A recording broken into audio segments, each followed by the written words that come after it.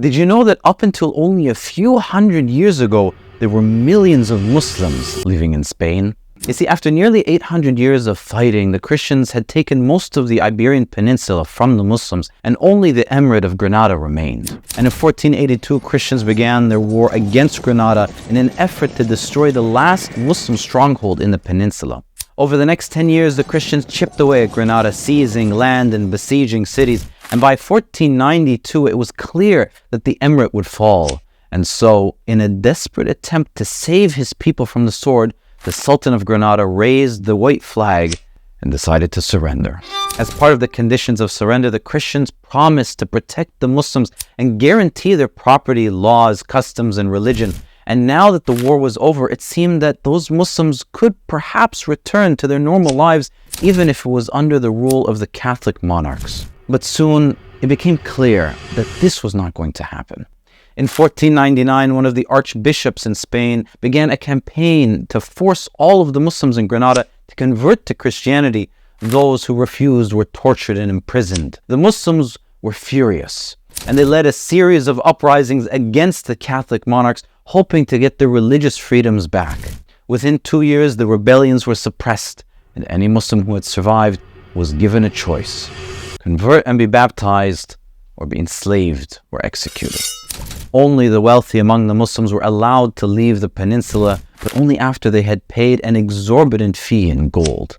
The Catholic monarchs then realized that if they could force the Muslims in Granada to convert, then maybe they could force the same on the rest of the Muslims of Spain. And so in 1502, Queen Isabella issued an edict banning Islam in all of Castile. Throughout the Spanish kingdom, Muslims were forced to convert to Christianity or face certain death. And when Castile invaded their neighboring kingdom of Navarre in 1515, the ban on Muslims was expanded there too. But that still left the Muslims in the Spanish kingdom of Aragon, who were free to practice their religion. The king at the time was the husband of Queen Isabella, Queen of Castile. And even though he joined her in forcefully converting the Muslims within Castile, he kept his oath to the Muslims living within Aragon's territory. But all that soon changed when an anti-Muslim rebellion took place within the kingdom. Under Ferdinand's rule, the economy of Aragon had slowed down, and the lucrative maritime trade that the Muslims had perfected had mostly been replaced with a less lucrative business of agriculture. And on top of that, Ferdinand had wasted the finances of Aragon, participating in wars in both Italy and France. The economy of the kingdom had been stretched to the limit, and the population began to flare in civil unrest. And so, when Ferdinand died in 1516, and the new king seemed to make no effort in improving the economy, the people of Aragon began their own revolution. The revolt began in the southern city of Valencia in 1519, where rebels managed to capture the city and take control. Almost immediately, the rebels began implementing their own anti-Muslim policies, blaming the Muslims for their economic troubles and forcing them to convert to Christianity. In response, the Muslims throughout the region joined Aragon's royal forces and helped defeat the rebels in Valencia in 1523. Many Muslims died fighting on the side of the king in an effort to free the Muslims who the rebels had forced to convert. But when the rebellion was over, the king decided that those Muslims had to remain Christian because they chose to be baptized rather than die.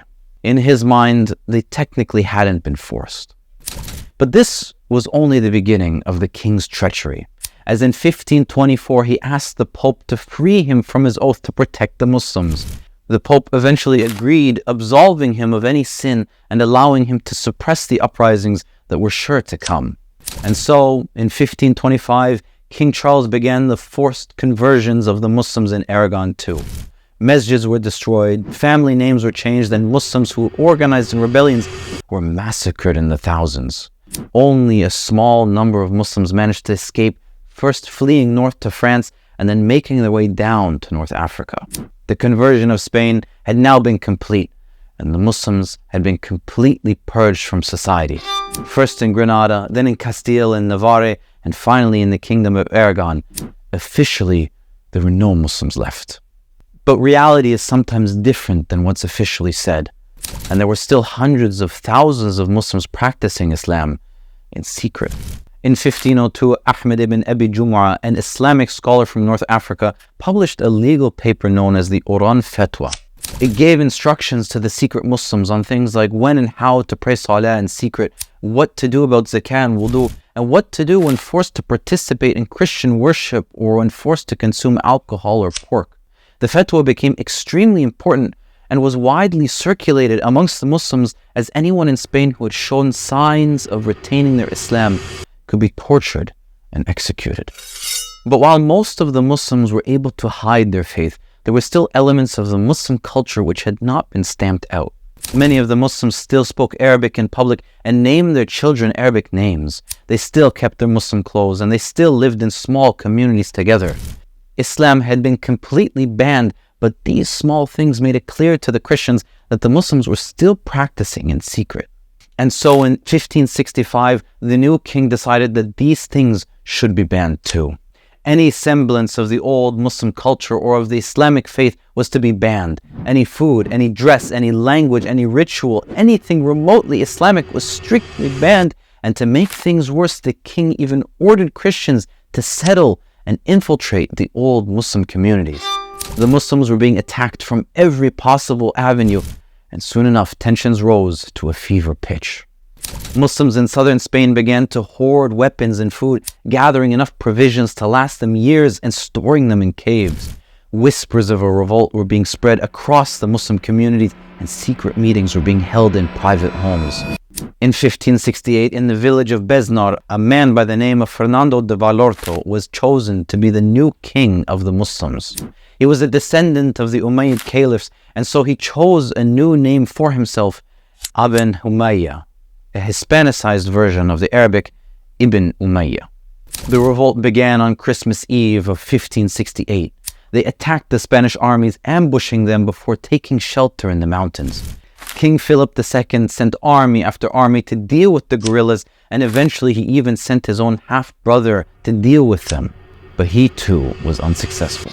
Soon, supporters from the neighboring villages and sailors from North Africa and the Ottoman Empire joined the rebellion, and what started as a group of 4,000 quickly swelled to over 25,000. And now, with the support of other Muslim empires, it almost seemed as if the Muslims were about to re-establish a Muslim kingdom in Spain. But that feeling of hope wouldn't last. Infighting between the Muslims led to their first setback, and in 1569, Ibn Umayyah was assassinated and replaced by another Spanish Muslim by the name of Ibn Abu. Fighting continued on against the Christian armies, but the disagreements and the personal rivalries within the Muslim leadership pervaded. And in 1571, Abu too was assassinated by his own men. The rebellion was now over, and whatever Muslims were left alive were captured and enslaved or executed on the spot. Eventually, a new king took the throne, and he decided not to make the same mistakes as his predecessors. In 1609, he decreed that all Muslims or descendants of Muslims living in Spain were to be expelled. No Muslims would remain in the peninsula. Hundreds of thousands of Muslims were loaded up onto ships and sent away from their homes. Their properties, their homes, their livelihoods were all taken away from them. All that they had was whatever they could carry on their backs. Most of the Spanish Muslims now ended up moving to North Africa, with some others ending up in Istanbul. A few families here and there decided to move to Egypt and Arabia, and even fewer ended up in the Americas. And by 1614, the expulsion was complete, and the consequences were devastating. Some regions like Valencia relied heavily on the Muslim population. Fields were abandoned, infrastructure was decayed, and entire villages were left empty. And with no one left to pay the bills, nobles and landlords fell deep into debt. Many landlords were forced to increase rents on the remaining tenants just to pay their debts, which forced many of those people to leave the cities and prevented new tenants from replacing them. And with that, the last remnants of a Muslim presence in Spain ceased to exist. Like and subscribe for more Muslim Facts. Una de las mejores convivencias que hubo en Europa era al-Andalus. Había un respeto en el sentido que tú podías tener derecho a ejercer tu culto y una sociedad que era musulmana pero que aceptaba al cristiano, al judío. Lo que dice Juan Goytisolo, el gran escritor, que aquí sufrimos de una amnesia histórica. no conocemos la memoria.